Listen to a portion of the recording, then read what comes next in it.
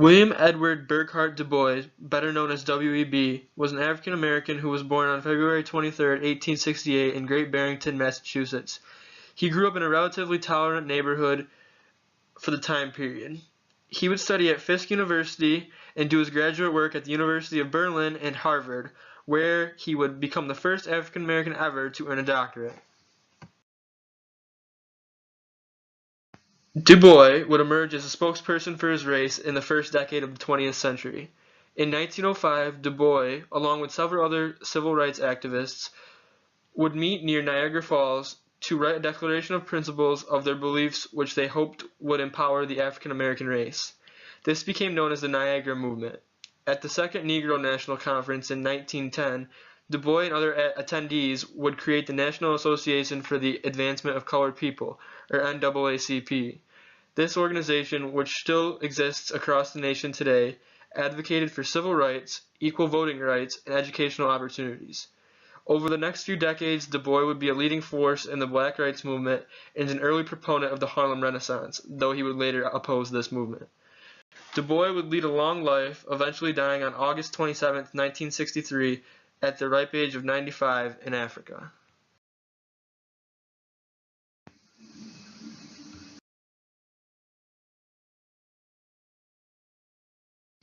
Being a civil rights activist, Du Bois, unlike his opponent Booker T. Washington, felt that equality with whites was of the utmost importance and must be achieved as soon as possible. While many do not point to a specific theory of Du Bois, everything that he proposes involves educational equality among all races and the desegregation of schools.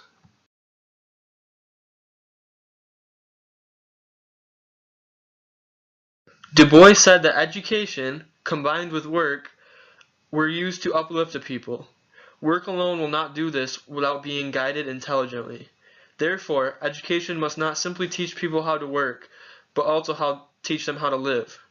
Du Bois believed that education must teach about the past of different races so new generations could learn and grow from the mistakes of their ancestors.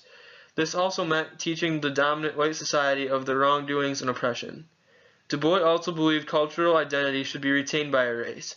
He said that black art and literature should be revered, and these skills were crucial. Du Bois continuously encouraged black schools to teach as much as possible about particular economic, social, and political problems that confronted African Americans at the time.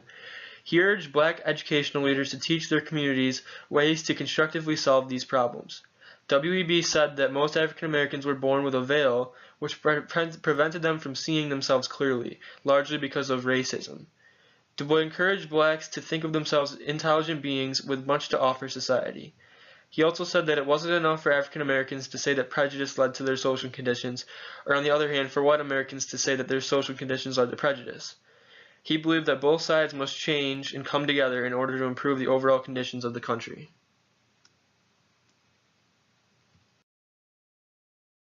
Evidently, the desegregation of schools was hugely important to W.E.B. Du Bois.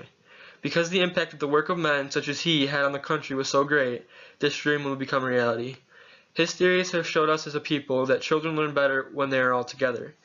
Keeping them apart only helps in creating prejudices like the ones that had helped divide the country for nearly 200 years. Du Bois also proved that a person's experiences shape the way in which they think. He shared this when he encouraged African Americans to embrace their past in order to further themselves intellectually. We can see that students learn in different ways based on where they come from. To go along with past experiences, Du Bois also said that success in education wasn't a matter of change, but mainly of individual effort. According to his beliefs, natural intellect isn't the main factor in learning. It is effort and the desire to learn more. Thanks to the work of Du Bois, the classrooms that teachers teach in today are much more diverse. Students come from rich backgrounds with hugely unique personal experiences. Teachers must be able to understand where each of their students come from and realize that different things are going to affect the way that their students are thinking each and every day. Teachers have to figure out ways to reach through their students and connect with them based on showing them that they can relate in some way to what they are going through. Du Bois was very clear in his statement that teachers had to educate not only by teaching work skills in the way in which students will succeed later in life, but teaching them life skills.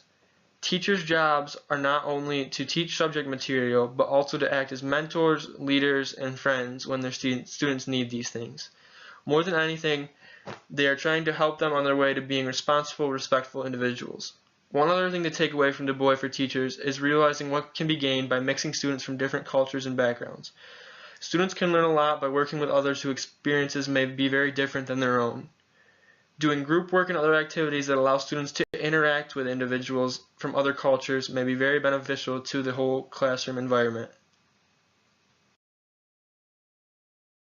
Du Bois demonstrated this when he stressed to his community that they must better themselves individually and intellectually so that they could learn from their past mistakes and so that they could, as a community, come together and improve as a whole.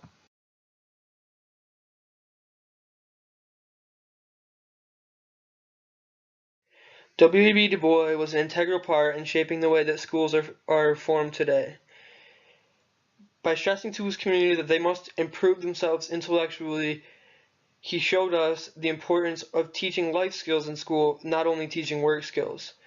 We must teach our students the way in which to be respectable and responsible individuals so that they can be contributing members to society. To go along with this, he also showed us that we must be able to understand the backgrounds in which our students come from.